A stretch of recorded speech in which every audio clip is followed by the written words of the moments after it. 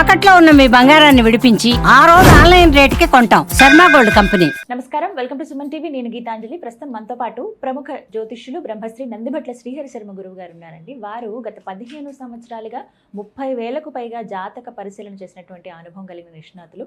వారితో మాట్లాడి ప్రస్తుతం జరుగుతున్నటువంటి అంశాలు కొంత భయాందోళనకు గురి చేస్తున్నాయనే చెప్పుకోవాలి. ప్రాణ నష్టం ఎంతగా ఉంది, ప్రయాణాలు మరీ ముఖ్యంగా భయపడాల్సి వస్తుంది. ఎక్కడికన్నా వెళ్ళాలన్నా ఇదివరకు మనం ఆలోచించే వాళ్ళం, ఫ్లైట్ అయితే సేఫ్, ట్రైన్ అయితే సేఫ్, బస్ అయితే సేఫ్, లేకపోతే మన సొంత కార్లలో మన బండి మీద వెళ్తే సేఫ్ అనుకునేవాళ్ళం. ఇప్పుడు ఎక్కడ సేఫ్టీ లేని పరిస్థితి.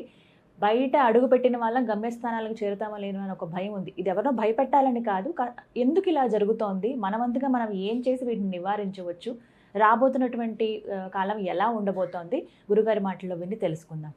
గురుగారు నమస్కారం అండి. వాగర్థావివ సంపృక్తౌ వాగర్థ ప్రతిపత్తయే జగతః పితరౌ వందే పార్వతీ పరమేశ్వరౌ ఆదిత్యాయ చ సోమాయ మంగళాయ బుధాయ చ గురుశుక్రశనిభ్యశ్చ రాహవే కేతవే నమః.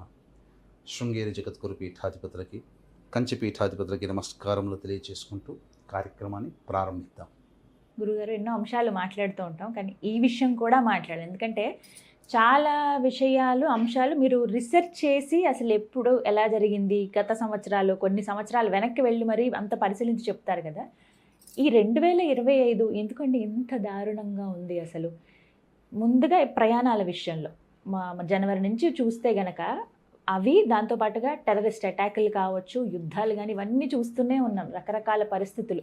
అసలు ఏంటి రాబోతున్న కాలం ఎలా ఉండబోతోంది, ఎందుకు ఈ విధంగా ఉంది అంటే తెలుగు సంవత్సరాదిగా చూసుకుంటే మనకి ఇంకా 6 నెలలు సమయం ఉంది. ఇంకా 6 నెలలు అసలు ఎలా ఉండబోతోంది అంటారు? వాస్తవాన్ని మనం ఎప్పుడు కూడాను గమనిస్తూ జీవితాన్ని ముందుకు తీసుకొని వెళ్ళేదే మన జీవన విధానం. అందుకనే చెప్తూ ఉంటానమ్మా, మన సనాతన ధర్మంలో మూఢనమ్మకము అనే దానికంటే కూడా ప్రతి విషయాన్ని కూడా శాస్త్రానికి లోబడి ప్రతి విషయాన్ని అన్వయింప చేసుకుంటూ మన జీవితాన్ని ముందు నడుపుకోవాలి. పూర్వకాలంలో ఇదే చేశారు. అందున శాస్త్రాన్ని నమ్మేటువంటి విషయంలో ప్రతి మాసంలో కానీ చేయాల్సినటువంటి పుణ్యతిథులు, అందుకే పుణ్య కార్యక్రమాలు పెట్టింది ఇందుకోసమేనమ్మా. ఒకప్పుడు విపత్తులు అంటే ఉన్నాయి, కానీ ఆ విపత్తుల నుంచి తట్టుకుని నిలబడగలిగినటువంటి తరము మన తాత ముత్తాతలు. కానీ ఈ తరంలో సైన్స్ టెక్నాలజీ అనేటువంటిది పెరిగిన తర్వాత మానవుడు చేయాల్సినటువంటి తన ధర్మం అంటే ఒక మనిషిగా పుట్టిన తర్వాత తన జీవన విధానంలో ఆచరించవలసినటువంటి నియమాలు అనేటువంటివి ఆచరించలేకపోవడం, తద్వారా గ్రహాల యొక్క ప్రభావం విపరీతంగా ఉండడం, ఇవన్నీ మనం గమనిస్తున్నాం. తద్వారా కలిగేటువంటి విపత్తులు అంటే ఈ వీక్షించేటువంటి మన సుమన్ టీవీ ప్రేక్షకుల్లో కంటికి కనబడేదే సైన్స్, ఒప్పుకుంటాం, అదే నిజము, సైన్సే చాలా గొప్పది, అందులో సందేహం లేదు. కానీ మన శాస్త్రము కూడా అంతకన్నా అతీతంగా ఉన్నది. దాన్ని లోతుపాతులను గమనించి దాని యొక్క మంచిని మనం గమనించుకొని దాన్ని స్వీకరిస్తే తప్పేముందమ్మా. ఇప్పుడు ఎవరైనా పూజలు కానీ ఇలాంటివన్నీ ఆచరిస్తున్నారంటే పుణ్యాన్ని సంపాదించుకోవడం. పుణ్యం అంటే ఏంటి? ఇలాంటి విపత్తులు ఏవైతే ఉంటాయో ఆ విపత్తుల ప్రభావం మన మీద పడకుండా ఉంటుంది. ఒకప్పుడు ప్రపంచవ్యాప్తంలో మన భారతదేశము ఆచరించింది కాబట్టే అనాదిగా సంస్కృతి విధానాలతో గొప్పగా ఉంది. ఇలాంటి నియమాలు ఆచరించినటువంటి దేశాల్లో ఎన్ని నాగరికతలు సమసిపోయాయి. ఈజిప్టు నాగరికత, మెసపటోమియా నాగరికత, సుమేరు నాగరికత, ఎన్ని నాగరికతలమ్మా, ఒకటా రెండా. గ్రీకు నాగరికత, అసలు గ్రీక్ అనేటువంటి దేశం అలెగ్జాండర్ గురించి గొప్పగా చెప్పుకోవడమే గ్రీకు దేశస్థుడు. కానీ ఆ గ్రీస్ దేశం ఇప్పుడు పరిపాలిస్తున్న ప్రపంచాన్ని. ఎందుకనంటే మనము మన సనాతన ధర్మం ఆచరించడం వల్ల ఇలాంటి గొప్పదైనటువంటి జీవన విధానం మనకుంది.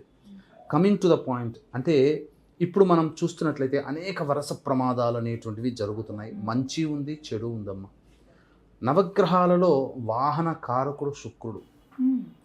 ఈ శుక్రుడు పాపగ్రహాల ప్రభావముతో ఎప్పుడైతే ఉన్నా, పాపగ్రహాల వీక్షణ ఉన్నా చాలా మటుకు ఆకస్మికమైనటువంటి ప్రమాదాలు తలెత్తుతాయి.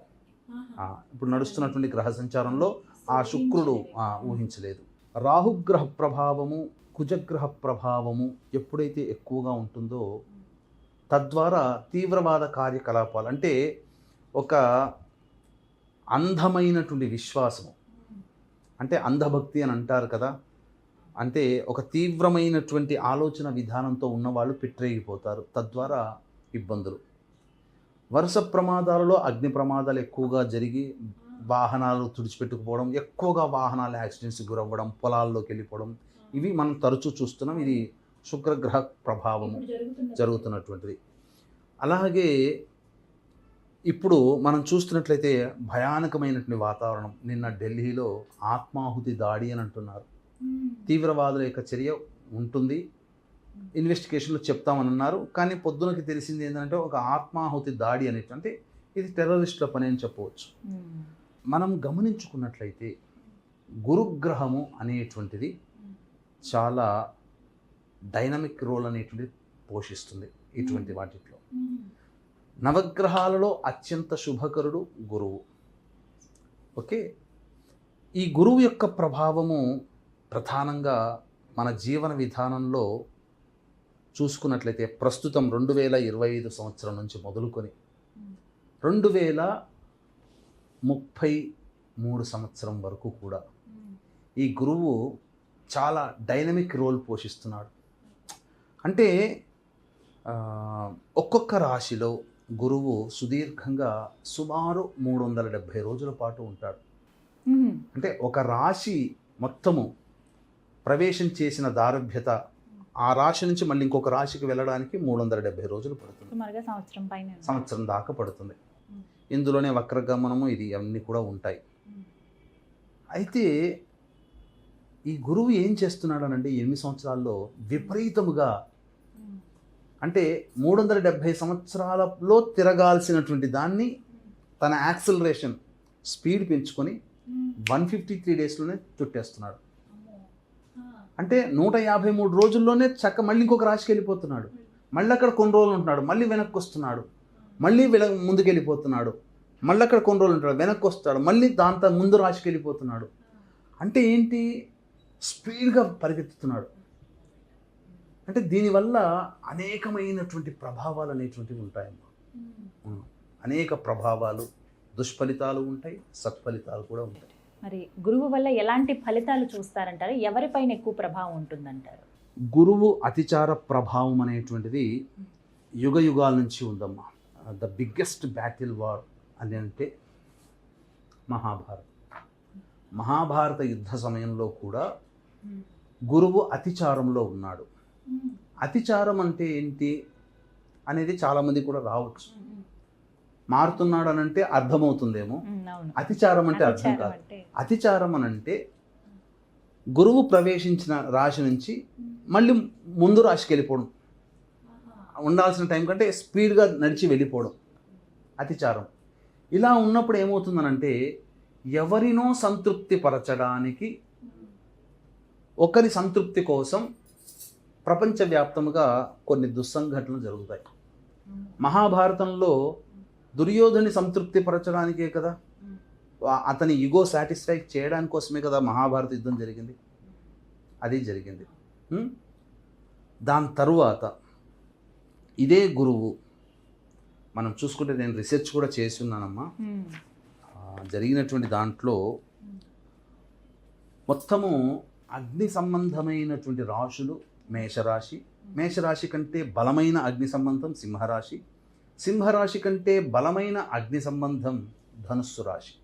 అంటే ఇంతకుముందు చెప్పుకున్నట్లుగా ఒక వ్యక్తిని కానీ, ఒక వ్యక్తి యొక్క ఈగో సాటిస్ఫై కావడం కోసం కానీ గురువు అతిచారంలో ఉన్నప్పుడు కొన్ని దుష్ప్రభావాలు జరుగుతాయి. ఫస్ట్ వరల్డ్ వార్ చూద్దామమ్మా. First world war 28th July 1914 to 11th November 1918 వరకు జరిగింది ఫస్ట్ వరల్డ్ వార్. అంటే యుద్ధం జరగడం అంటే ఎవరో ఒక వ్యక్తి ఈగో ఇబ్బంది పడి ముందుకెళ్తాడు కదా, అంతే కదమ్మా. ఒకరితో, ఇప్పుడు నాకు ఒకరితో వైరం వచ్చిందంటే నా ఈగో దెబ్బతింటేనే నేను కొట్టడానికి వెళ్తాను, అంతే తప్ప ఊరికే కొట్టుకోం కదా, అయింది. కానీ ఈ మధ్యలో 1916 అనేది చాలా మేజర్ రోల్ అనమాట ఆ ఇయర్. అందులో గురువు అతిచారము 1916వ సంవత్సరంలో అగ్ని సంబంధమైన రాశి అయినటువంటి సింహంలో ఉన్నాడు. అందుకని ఎక్కువ ప్రమాదము జరిగి ఎక్కువ మంది, అంటే లక్షల్లో చనిపోవడం జరిగింది. ఇక సెకండ్ వరల్డ్ వార్ కనుక చూస్తే, second world war 1st September 1939 నుంచి 2nd September 1945 మధ్యలో జరిగింది. గురువు అతిచారము అగ్ని సంబంధమైనటువంటి ఒక రాశి మేషరాశి. 1941లో ఈ గురువు అతిచారముతో మేషరాశిలోకి ప్రవేశం చేయడం జరిగింది. ఆ కారణం చేత ఆపరేషన్ బార్బరోస్ అనేటువంటిది United state of Soviet Russia కదమ్మా, ఆ రష్యా ఎంటర్ అయింది. తర్వాత అదే సంవత్సరంలో పెర్ల్ హార్బర్ అనేటువంటిది ఆ సందర్భంగా అమెరికా ఎంటర్ అయింది సెకండ్ వరల్డ్ వార్లోకి. 1941లో 1939 నుంచి 1945 మధ్యలో 1941లో గురువు అతిచారంలో ఉన్నాడు. దీనివల్ల ఏంటనంటే మనం తెలుసుకోవాల్సినటువంటి గత చరిత్ర ఏంటంటే కొనసాగింపు దశగా గురువు అతిచారం ఉపయోగపడుతుంది. ఇప్పుడు మనం ఎలా దీన్ని అప్లై చేసుకోవాలి అనేటువంటిది చూసుకుంటే ఇప్పటికీ ఇప్పుడు మనకు టెర్రరిస్ట్ అటాక్స్ జరిగినాయి. పెహల్గాం కావచ్చు, ఇంకంతకుముందు జరిగినటువంటి దాడులు కావచ్చు. వాటన్నిటిలో ఆపరేషన్ సింధూర్ అనేటువంటిది మనం స్టార్ట్ చేసాం. ఈ సంవత్సరం 1 చేసాము, 2 కూడా చేసాం, 3.0 కూడా స్టార్ట్ అయిపోతుంది. ఎందుకంటే గురువు అతిచారంతో కర్కాటక రాశిలోకి ఉన్నాడు. కరెక్ట్గా మీరు 11 నవంబర్ ఈ రోజునే గురువు అతిచారంలో నుండి వక్రీకరించి ఉన్నాడు. నిన్నటికి నిన్న బాంబ్ బ్లాస్ట్ ఢిల్లీలో జరిగింది, ఆత్మాహుతి దాడి ఇది జరిగింది. సో గురువు వక్రీకరించి ఉన్నదానికంటే కూడా తన సహజ స్వభావంగా రుజుమార్గంలో వెళుతూ అతిచారంలో ఉండడం వల్ల మేలు జరిగింది. గురువు అతిచారంలో ఉండగా మేలు కూడా జరిగిందమ్మా. ఏంటండి? రైట్ బ్రదర్స్ విమానాన్ని కనుగొన్నారు. ప్రపంచంలో ప్లేగు వ్యాధితో చాలామంది చనిపోతూ ఉంటుంటే, మశూచి వ్యాధి చనిపోతూ ఉంటే ఆ గురువు అతిచారంలో ఉండగానే పెన్సిలిన్ ఇంజెక్షన్ కనుక్కోవడం జరిగింది. ఈ రోజున ఏ చిన్న దెబ్బ తాగినా ఫటక్కున పోయి మనం పెన్సిలిన్ ఇంజెక్షన్ చేసుకుంటున్నాం. ఇంకొకటి చెప్పమంటారా, చాలామంది తెలుసుకోలేనటువంటిది అంటే కళ్ళ ముందు సాక్ష్యాలు కనబడుతున్నా గమనించలేం, మనం అర్థం చేసుకోలేం. కానీ ఇప్పుడు నేను చెప్పాను అనుకోండి నిజమే కదా అని అంటాం. ఇప్పుడు మీరు గురువు అతిచారంలో ఉన్నప్పుడు మంచి జరిగింది ఎలా అని చెప్పి మీకు ఒకటి చెప్తాను. ఇప్పుడు మన సంబంధించినటువంటి హైదరాబాదీ మొహియుద్దీన్ అనే వ్యక్తి ఇంకొక ఇద్దరు యూపీ వాళ్ళతో కలిసి ఒక రంగు రుచి వాసన లేని రసాయనాన్ని తయారు చేసి అసలు పెద్ద ఎత్తున ప్రసాదాల్లో కలిపి హిందువుల్ని చంపాలి అని చెప్పేసేసి అనే ఆలోచన భగ్నం జరిగింది కదమ్మా. గురువు అతిచారంలో ఉన్నాడు కానీ రుజుమార్గంలో ఉన్నాడు. మరి గురువు మేలు చేసినట్టే కదా, అంతేనా? ఇంకొకటి మొన్నటికి మొన్న దాదాపు 1000 కిలోలు 3000 కిలోల యొక్క ఎల్ఈడి అంటే బాంబ్ బ్లాస్టులు ఉపయోగించే మూల పదార్థము పట్టుబడడం జరిగింది, డైనమైట్స్. ఇవన్నీ కూడా పట్టుబడకపోతే ఆ తీవ్రవాదుల చేతుల్లోనే ఉండి ఉంటే భవిష్యత్తులో రాబోవు వారాల్లో నెలల్లో ఎంత తీవ్రమైన విధ్వంసం. 3000 కిలోలు అంటే మాటలమ్మా, కిలో దాంతోనే ప్రాణాలు ఎగిరిపోతాయి. అటువంటిది 3000 కిలోల డైనమైట్స్తో కూడుకున్నటువంటి సంబంధించినటువంటి ఎక్స్ప్లోజివ్ మెటీరియల్ అంతా మరి పట్టుబడింది కదా. మరి గురువు అతిచారంలో ఉండగా ఇది జరిగింది కదా, మంచే కదా మన భారతదేశానికి ఇది. కానీ చెడు అనేటువంటిది కూడా మనకు తక్కువ మొత్తంలో, అంటే బాంబ్ బ్లాస్ట్లో ఒకరిద్దరు చనిపోయినా ప్రాణ నష్టమే, కానీ 10 మందిలో 10ల సంఖ్యలో 100ల సంఖ్యలో చనిపోలేదు. కాబట్టి ఇక్కడ జరిగేటువంటిది ఏంటంటే గురువు అతిచారంలో ఉండగానే మంచే జరుగుతుందమ్మా, మంచే. కానీ వీక్షించేటువంటి ప్రేక్షకులు కూడా అనేక ప్రసార మాధ్యమాలలో మీకు చాలా డిస్టర్బ్డ్గా అనిపిస్తాయి. గురువు అతిచారంతో పోతున్నాడు, చాలా ఇబ్బందులు పెడతాడు అని చెప్పేసి. కానీ అవన్నీ నమ్మకండి. కొన్ని సందర్భాల్లో మాత్రమే గురువు అతిచారము ప్రమాదకరము. ఈ అతిచారము వల్ల మనం గమనించుకుంటే వెరీ పాండమిక్ సిచ్యుయేషన్ మనం ఎదురు చూసినటువంటిది కరోనా టైంలో. ఆ కరోనా టైంలో కూడా అతిచారముతోనే గురువు అతిచారం అంటే ఉన్నదానిని ఎక్కువగా వ్యాపింప చేయడము.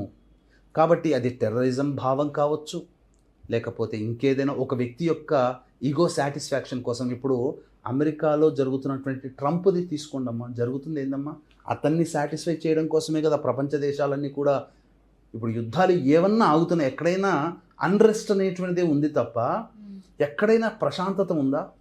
మన భారతదేశం చూసినా బంగ్లాదేశ్, పాకిస్తాను ఇదే. ఆఫ్ఘనిస్తాన్తో పాకిస్తాన్కి చైనాకి ఇబ్బందే. ఇలా ప్రతి దేశంతో ఎక్కడైనా కానీ ఉక్రెయిన్, రష్యా కావచ్చు, ఇజ్రాయిల్, అలాగే ఇరాన్ కావచ్చు, అంటే ఇవన్నీ కూడా ఇవన్నీ గురువు కూడా వల్లేనా? గురువు వల్ల కాదమ్మా, గురువు వల్ల కాదు. ఇవన్నీ కూడా ప్రస్తుతం ఆ గురువు వచ్చేసి సెట్ చేసిపోతాడు అంతే ఈ 8 సంవత్సరాలు. అంటే వినాశకాలే విపరీత బుద్ధి అని చెప్పి ఈ వినాశకాలం దాపురిస్తున్నటువంటి రాబో 8 సంవత్సరాల్లో గురువు స్పీడ్గా సంవత్సరం పాటు ఉండాల్సిందని స్పీడ్గా తన యొక్క మోషన్ జరిగిపోయి వేరే, అంటే ఏమవుతుందనంటే ప్రజలందరూ కూడా అప్రమత్తంగా ఉండాలమ్మా. అంటే ఏం చేయమంటారండి? ఎందుకు ఎలా అప్రమత్తం ఉండాలని అంటే, ఇప్పుడు నవగ్రహాల్లో అత్యంత శుభకరుడు గురువు శని. ఓకే, ఈ గురువు సంవత్సరం పాటు ఉంటాడు కదా, ప్రతి వాళ్ళు కూడా గురువు రాగానే సంతోషపడతారు మారుతుంటుంటే. ఎందుకంటే గత సంవత్సరం ఇబ్బంది పడ్డటువంటి వాళ్ళు ఈ సంవత్సరంలో గురువు మారుతున్నాడు కాబట్టి మాకు చాలా బాగు చేస్తాడు, సంవత్సరం పాటు మాకున్న సమస్యలు తీరుతాయేమని. కానీ వాళ్ళ ఆశలు అడియాసలు అయ్యేటట్టుగా 150 రోజుల్లోనే ఆ రాశిని చుట్టేసేస్తున్నాడు, ముందుకెళ్ళిపోతున్నాడు. దానివల్ల ఒకే సంవత్సరంలో 2 రకాలైనటువంటి ఫలితాలు, మంచి చెడు సమానంగా జరుగుతూ ఉంటుంటాయి. అంతేకాకుండా నవగ్రహాల్లో గురువుతో పాటుగా శనిగ్రహం కూడా చాలా ప్రధానమైన పాత్ర. ఇప్పుడు మీరు కనుక చూసుకున్నట్లయితే ఈ గురువు అతిచారం వల్ల చాలామంది అంటే వీక్షించేటువంటి ప్రేక్షకుల్లో ఒక 1975 సిచ్యువేషన్ని కనుక మీరు దాన్ని కనుక ఫేస్ చేసి ఉంటే 1975, 76, 77 ఈ 3 ఏళ్ల పాటు ఇందిరాగాంధీ తీసుకున్నటువంటి ఒక బ్లండర్ మిస్టేక్ ఎమర్జెన్సీ పీరియడ్. గురువు అతిచారంలో ఉండగానే ఎమర్జెన్సీ పీరియడ్ వచ్చేసేసింది. అంటే ఒక వ్యక్తులు, అంటే ఒక దేశం యొక్క ప్రజల యొక్క సామాన్య హక్కుల్ని బంధించేసేసింది, కాల రాసేసింది. ఎమర్జెన్సీ పీరియడ్ అంత ప్రభావం చూపింది. కాబట్టి ఈ గురువు అతిచారంలో ఉండగా జరుగుతున్న దానికి ఎక్కువగా ముందుకు తీసుకెళ్తుంది. ఇప్పుడు ప్రపంచవ్యాప్తంగా జరుగుతున్నటువంటివి ఏంటి? యుద్ధాలు జరుగుతున్నాయి ఆగకుండా. దీనివల్ల ఏమవుతుంది? ఇంకా ముందుకు వెళతాయి, ఇంకా ఎక్కువగా జరుగుతాయి.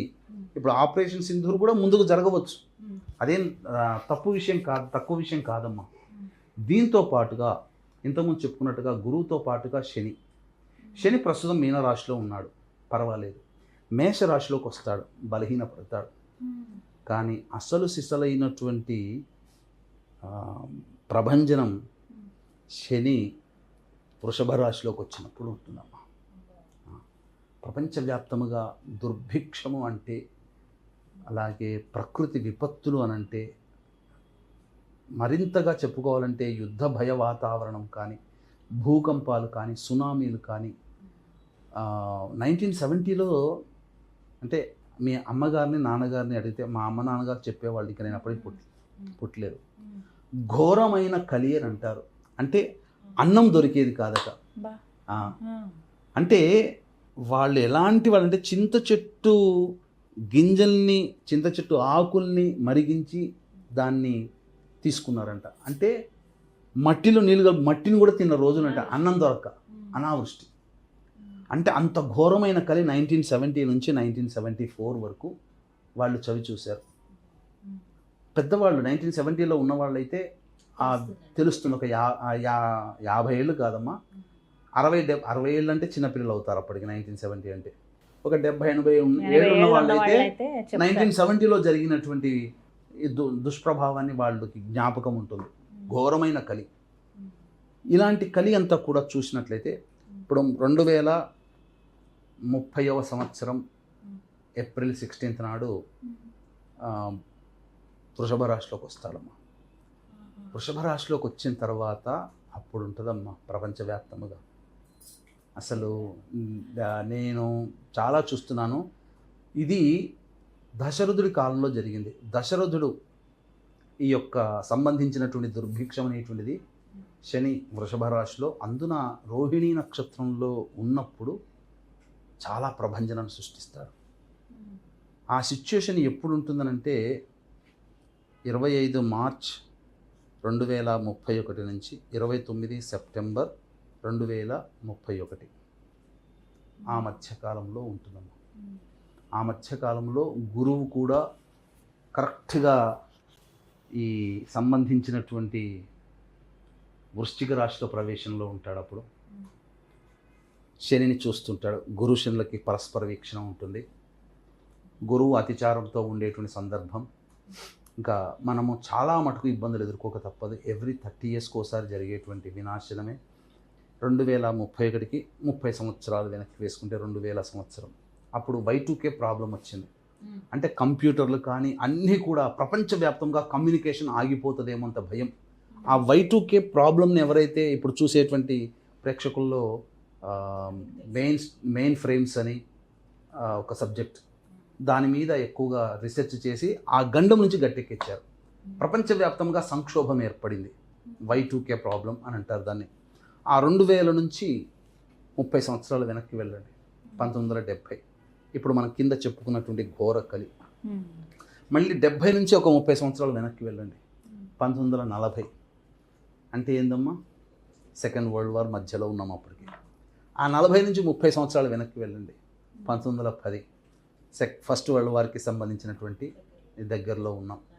ఇలా గమనించుకుంటే ఎవ్రీ 30 years మీరు ఒకసారి వెనక్కి వెళితే ఆ ఇయర్ని టచ్ చేస్తే నేను ఏమీ చెప్పేది ఏమీ కూడా రాంగ్ ఇన్ఫర్మేషన్ కాదు. అన్నీ కూడా గూగుల్లో వెతికితే దొరుకుతాయి. అవన్నీ కూడా ఇన్ఫర్మేషన్. కాబట్టి రాబో ప్రమాదాల గురించి భయపడడం కంటే దేవతా ఆరాధన. ఎందుకనంటే మచ్చుకి కొన్ని నేను రీసెర్చ్ ఇంకా ఉన్నది, భవిష్యత్తులో ఇంకొక మంచి వీడియో, చాలా పరిపూర్ణమైనటువంటి రీసెర్చ్తో చేసేటువంటి వీడియో చేద్దామమ్మా. మచ్చుకి కొన్ని చెప్తాను. ఏంటంటే 18 అక్టోబర్ 2025 కర్కాటకంలో, 2 జూన్ 2026కి మళ్ళీ సంబంధించి జనవరిలో మళ్ళీ మిథునంలోకి వచ్చేసేస్తాడు. మిథునంలోకి వచ్చేసేసి 2 జూన్ 2026కి కర్కాటకంలో, మళ్ళీ 31 అక్టోబర్ 2026 అంటే కర్కాటకంలో జూన్ నెలలో ప్రవేశం చేస్తాడు. 31 అక్టోబర్ 2026కి సింహంలోకి వెళ్ళిపోతున్నాడు. 5 నెలలు, 2 జూన్ నుంచి 31 అక్టోబర్ అంటే June, July, August, September, October, రమారమి 5 నెలలు. తరువాత పోనీ అక్కడ సింహంలోకి ఉండి 25 జనవరి 2027కి అంటే నవంబర్, డిసెంబర్, జనవరి 3 నెలలు సింహంలో ఉండి మళ్ళీ కర్కాటకంలోకి వెళ్ళిపోతున్నాడు. అక్కడ మళ్ళీ 26 జూన్ 2027 వరకు సింహంలోకి ఉండి 26 జూన్ కదమ్మా, July, August, September, October, November, మళ్ళీ 5 నెలలు కరెక్ట్గా ఉంటాడు. 26 నవంబర్కి మళ్ళీ కన్యలోకి వస్తున్నాడు. అంటే ఒక రాశిలో ఎలా అంటే ఇది చెప్పుకుంటూ పోతే లిస్టు చాలా పెద్దగా ఉంటుంది, ఓపిక వీక్షించే ప్రేక్షకులకు కూడా ఉండదు. ఇలా ఒక రాశిలోకి ఇలా వెళ్తున్నాడు, అందులో ఒక 5 నెలలు ఉంటున్నాడు, మళ్ళీ ముందుకు వెళ్ళిపోతున్నాడు, మళ్ళీ అక్కడ 2-3 నెలలు ఉంటాడు, మళ్ళీ ఈ రాశికి వచ్చేసేస్తాడు, మళ్ళీ ఆ రాశిలోకి వెళ్ళిపోతాడు. తర్వాత మళ్ళీ అక్కడి నుంచి ఇంకో 5 నెలలు ఉండి అటు వెళ్ళిపోతాడు. అంటే చాలా స్పీడ్తో ప్రయాణిస్తున్నాడు. దీనివల్ల ప్రపంచవ్యాప్తంగా అన్రెస్ట్ అనేటువంటిది పెరిగిపోతుందమ్మా. తద్వారా కొన్ని ఇబ్బందికర పరిస్థితులు అనేటువంటివి తప్పవు.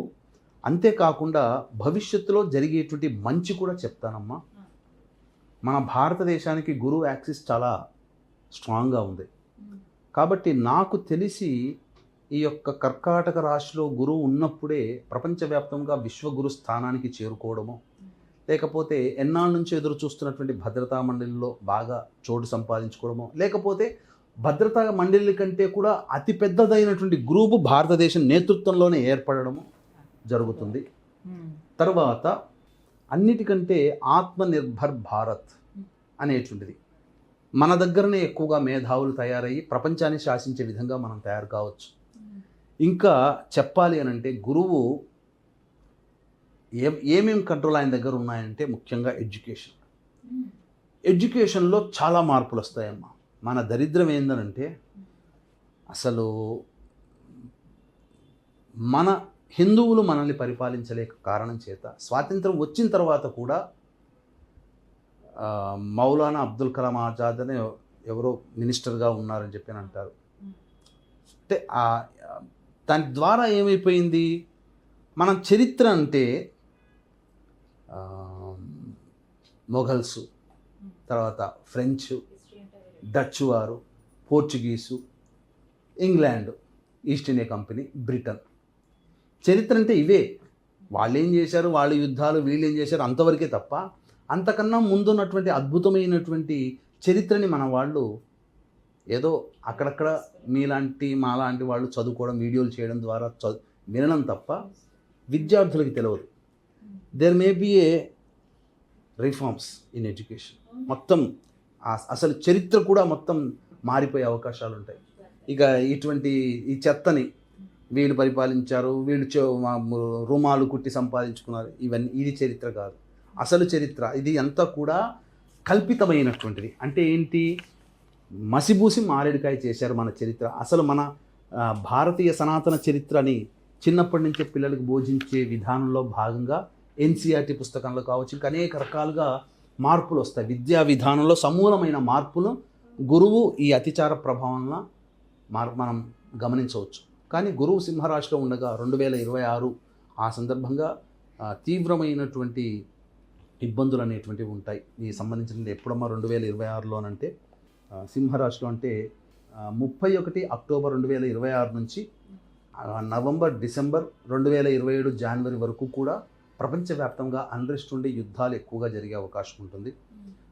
మంచి కూడా జరుగుతుంది. గురువు సంబంధించినటువంటి దాంట్లో ముఖ్యంగా క్యాన్సర్కి కారకుడు కదమ్మా.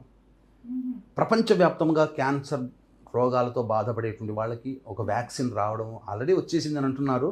ఇంకా బహుళ విధానంతో కూడుకున్నటువంటి వ్యాక్సిన్ రావడం క్యాన్సర్ రోగగ్రస్తులకి భరోసా.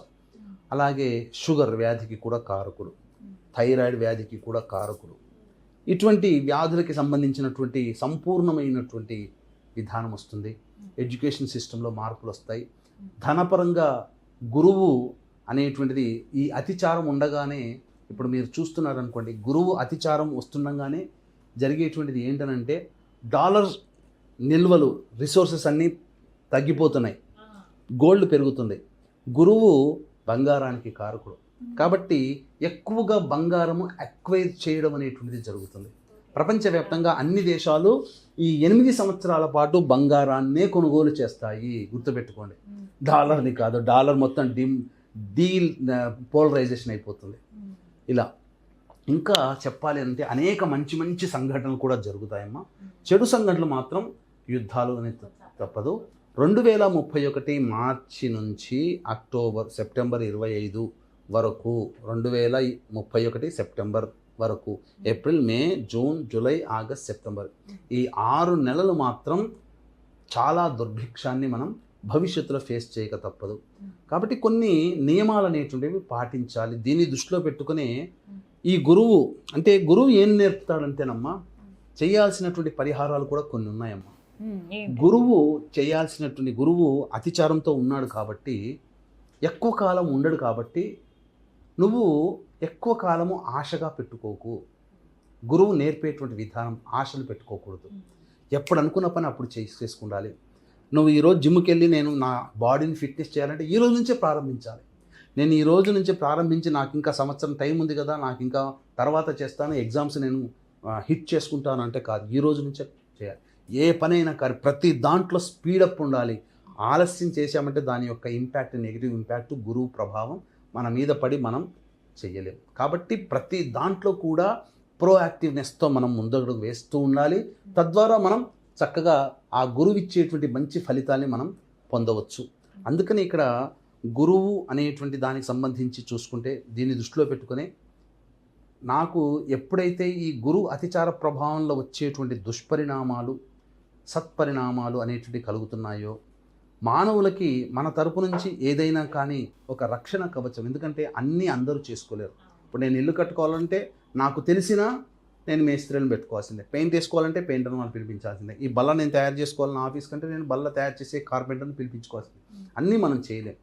కాబట్టి దీన్ని దృష్టిలో పెట్టుకునే మన పీఠం ఆధ్వర్యంలో ఇక 8 సంవత్సరాల పాటు కూడా ప్రతి నెల సర్వదోష నివారణ పూజల హోమాలు చేయాలని నేను గత 2 రోజులుగా దీని గురించి రీసెర్చ్ చేస్తున్నాను. ఆ సందర్భంగా నా తరపున నా భారతదేశంలో జన్మించే వాళ్ళకి ఈ యొక్క రక్షణ కవచంగా మాత్రం, ఎందుకంటే అందులో దత్తాత్రేయ హోమం ఉంటుంది, మృత్యుంజయ హోమం ఉంటుంది, రుద్ర హోమం ఉంటుంది, కాలభైరవ హోమం ఉంటుంది, సుదర్శన హోమం ఉంటుంది, లక్ష్మీ మూలమంత్ర సంపుటిత లక్ష్మీ సూక్త హోమం ఉంటుంది, లక్ష్మీ గణపతి హోమం ఉంటుంది, మహాగణపతి హోమం ఉంటుంది. ఇలా అనేక రకాల ఇంకా చాలా మంచి దివ్యమైనటువంటి దేవతల యొక్క హోమాది కార్యక్రమాలు చేయించడం జరుగుతుంది. తద్వారా వాళ్ళకి ఏంటంటే ప్రతి నెల ఒక పుణ్యతిథి రోజున మనం చేయించడం జరుగుతుంది. తద్వారా ఆ పూజల్లో నమోదు చేసుకున్నటువంటి వాళ్ళకి, వాళ్ళ కుటుంబానికి రక్షణ ఎక్కడికి పోయినా ఆ దేవత అనుగ్రహం ఉంటుంది. గురువు అంటేనే దానమమ్మ. కాబట్టి వీలు కుదిరినప్పుడల్లా దానాది కార్యక్రమాలు చేయాలమ్మా. ఇక దాచుకోకూడదు. డబ్బు దాచుకునే రోజులు పోయాయి, వద్దు. డబ్బు కన్నా మన ప్రాణం ముఖ్యం.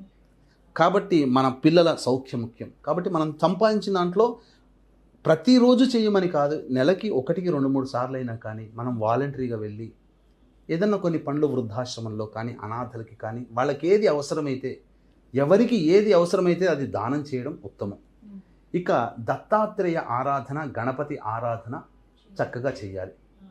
అంటే గణపతి ఆరాధన అన్నప్పుడు ఎప్పుడు కూడా గణపతికి ప్రార్థన చేసుకోవడం. దత్తాత్రేయ ఆరాధన, గురు ఆరాధన అనేసరికి చాలామంది అజ్ఞానంతో ఇప్పటికీ కూడా కొంత యూట్యూబర్స్ చేసినటువంటి పుణ్య కార్యక్రమాల వల్ల అసలు దత్తాత్రేయుడి కంటే దత్త స్వరూపంగా భావించబడేటువంటి వ్యక్తులకి గుళ్ళు కట్టి, గోపురాలు పెట్టి, శటగోపాలు పెట్టి పూజలు అభిషేకాలు చేస్తున్నారు. అవన్నీ కాదమ్మా. అసలు దత్తాత్రేయుడు అంటే దత్తాత్రేయుడే. ఆయన్ని ఆరాధన చేయాలి. గురు చరిత్ర అంటే దత్త చరిత్రే.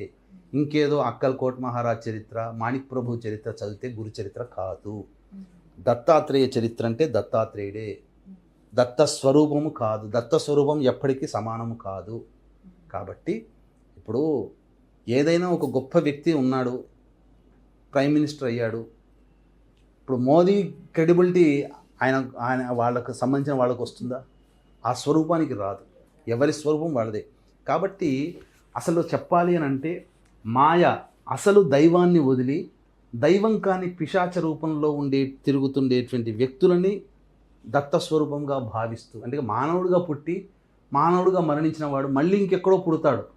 అదేమీ జన్మ రాహిత్యమైనటువంటిది కాదు మానవుడిగా పుట్టిన తర్వాత. అటువంటి మానవుడిగా పుట్టినటువంటి వ్యక్తికి గుళ్ళు గోపురాలు కట్టి పూజలు చేయడం, అభిషేకాలు చేయడం హాస్యాస్పదం, ఒక పిచ్చితనం.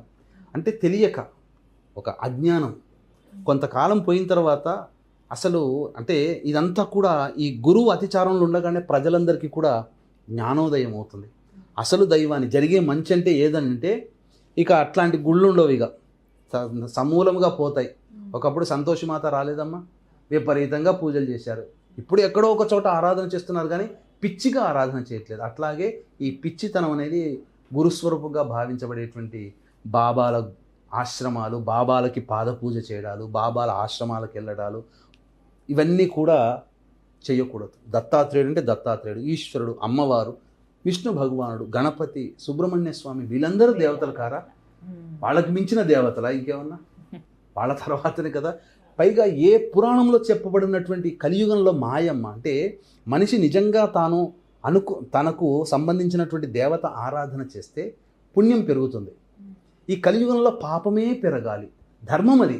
కాబట్టి నిజమైన దేవతల్ని ఆరాధన చేయకుండా ఇటువంటి పనికిరాని వ్యక్తులని పూజించడం ద్వారా వాళ్ళకి ఏం పాపం, మంచి ఏం జరగదు.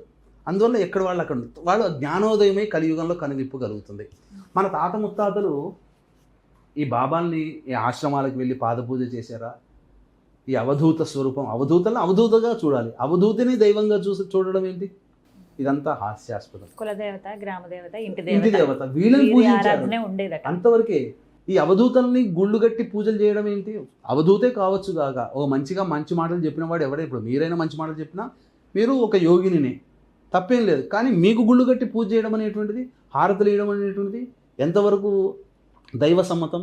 అంటే నువ్వు దైవాన్ని కూడా ధిక్కరించే స్థాయికి ఎదిగినందుకు రూపం అది. కాబట్టి ఎవరి యుగోకో స్టార్ట్ చేశారు కర్నూల్లో గుళ్ళని.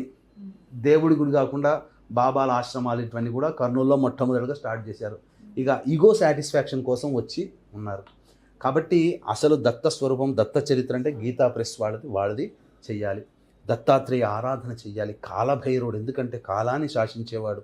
ఆ కాలభైరుని యొక్క అనుగ్రహం ప్రతిరోజు గణపతి స్తోత్రము, దత్త అష్టకము, కాలభైరవాష్టకము, ఇవన్నీ ప్రతిరోజు పాటించాలమ్మా. ఇక నుంచి మొదలుకొని ఈ 2025 నుంచి 2033 వరకు ఎవరైతే ఇప్పుడు చెప్పినటువంటి విధానాన్ని అనుసరించి వాళ్ళ జీవితంలో ఒక భాగం చేసుకుంటారో వాళ్ళు, వాళ్ళ కుటుంబం, ఆ కుటుంబం ఉన్న ప్రాంతము, ఆ ప్రాంతం ఉన్న రాష్ట్రము, దేశము సుభిక్షమే బాగుంటుంది. ఎటువంటి ఇబ్బందులు కలగకుండా దైవం మనల్ని రక్షిస్తుంది అని చెప్పవచ్చు. చక్కగా చెప్పారు చివరి మాట. అందరూ విధిగా ఇది ఆచరించుకోవాలి, పూజలు చేసుకోవాలి, ప్రతినిత్యం దైవనామస్మరణ ఉండాలి. ధన్యవాదాలు గురుగారు. సర్వం శ్రీ ఉమామహేశ్వర పరబ్రహ్మార్పణమస్తు.